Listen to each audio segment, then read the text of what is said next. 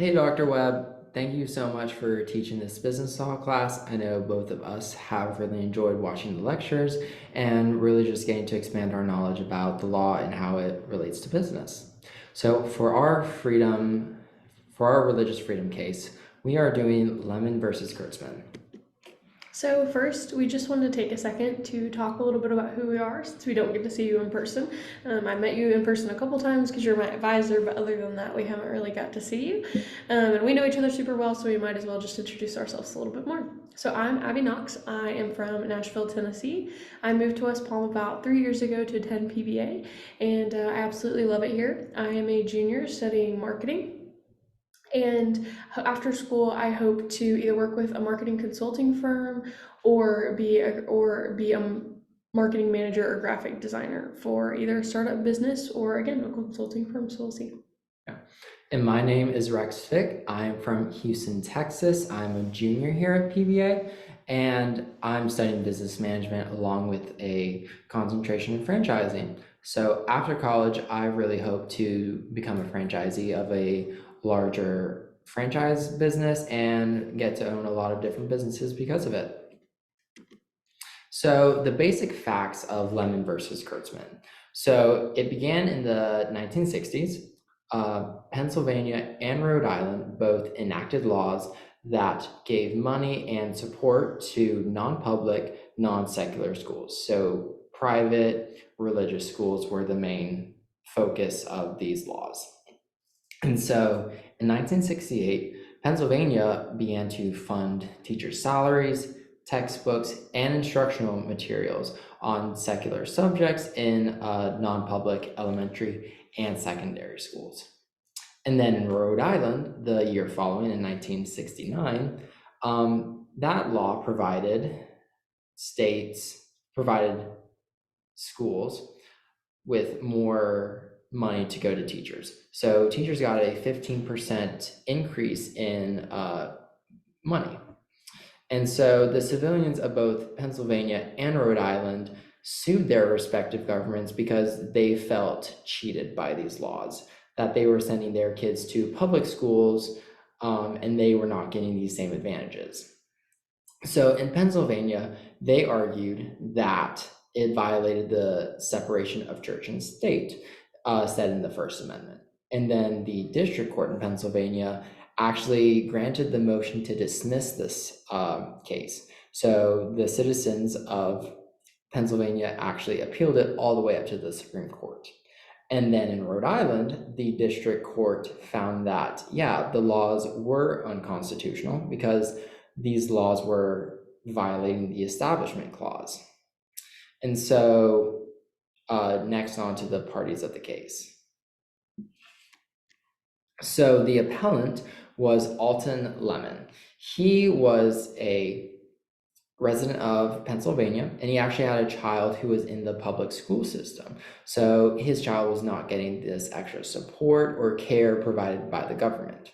And then the appellant was David Kurtzman, who was the superintendent of public instruction in the state of Pennsylvania. So let's talk about how this pertains to religion in a legal sense.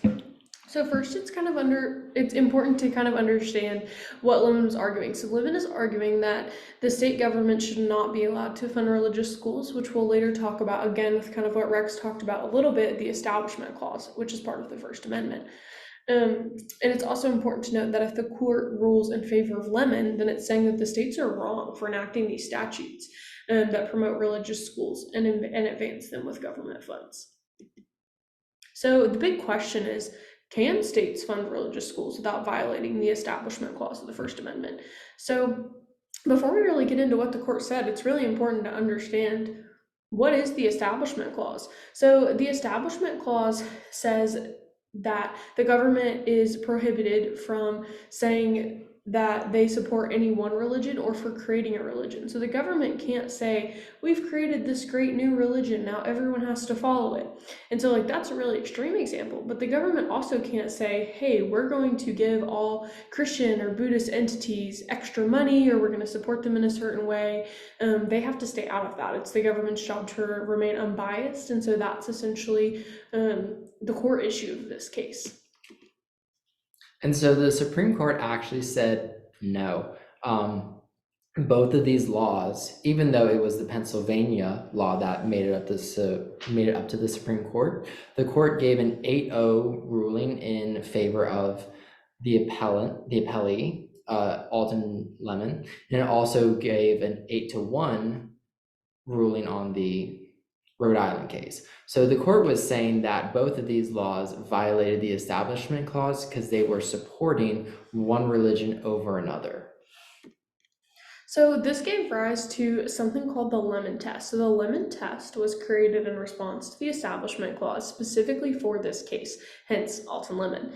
So let's talk a little bit first about what the Lemon case is. So it's a three-pronged test that decides whether statutes or different types of legislation are correct and able to be enacted. So the first prong says that the statute must have a secular legislative purpose. The second prong says that its primary effect must neither advance nor inhibit religion. And the third says that it must not foster excessive government entanglement with religion. So it's important to kind of compare this case specifically to the Lemon Test, which is what it was created for. And so we'll go through all the prongs, even though you'll see really quickly that it doesn't even pass the first prong. So the first prong, the statute must have a secular legislative purpose. Rhode Island and Pennsylvania didn't have legislative purpose in this. They were funding religious schools and there was nothing secular about it. And so it didn't pass the Lemon Test. But then to go on to the second prong, the effect must neither advance nor inhibit religion. Well, very clearly they are enhancing religion with this, because by giving extra funding to these religious schools, they're saying that these schools are important and they're advancing their religious education. And so people had a problem with this. People said that secular schools were not getting the same funding and that wasn't fair. And so then by association, that did create excessive government entanglement with religion, and that did cause a lot of problems. So it did not pass the Lemon Test at all. But as you're about to see on the next slide, this is something that it was continually used in a lot of other cases. So now, since then, we've seen in 1984, let's talk about Lynch versus Donnelly. So this case was about a nativity scene being placed in a public park, and someone sued and said, hey, like, they can't do this is advancing religion. And the court said, no, it's not violating the Establishment Clause because it's not inhibiting or advancing religion. And then again in 1997 we see Agostini versus Felton, that someone tried to say, hey, there's public officials in religious school systems trying to help students who have disadvantages in the classroom and in other ways. And so the court actually said no again. They're saying, hey, no, public schools get this same opportunity. This isn't advancing religion in any way. This is just normal, regular help that students need. But then we see something different with the Santa Fe School District versus Doe, which talks a little bit about actually, it's all about prayer with students before school. So the court ruled that, hey, students can't have this designated prayer time before school because that is advancing religion. This is a secular school, and you're just not allowed to do that. And so that's just kind of ways that, like, the Lemon Test has been enacted. That set really a precedent for the court, especially in these three cases and in many after it. That really helped the ruling there. And then something to kind of note about the Lemon Test is that some judges do worry that it's too vague, that a statute cannot really just be put against this three-pronged test and decide whether it should be allowed or not. And so we just kind of wonder if in the future, if it will be changed or if it will stay the same, but I guess only time will tell. So we were asked to give our opinions on this case and its outcome. So overall, we both agreed with the decision that the court made. Both state laws were making it so that one religion or one party was put above the rest of the people. So we felt like that did violate the Establishment Clause. even if the Lemon test is vague and murky about whether something does violate the Establishment Clause or not, we do feel like the Supreme Court did make the right decision in saying that these laws were unconstitutional. So in the end, the court ruled in favor of Lemon, and said that states cannot favor religious institutions per the Establishment Clause. The Lemon test was created to help determine whether or not statutes passed by states or Congress violate the Establishment Clause. And overall, we agree with the court's decision that they made. And again, this case has and will continue to shape cases in the future. So we just thought that this case was super important, and we both really enjoyed learning about it.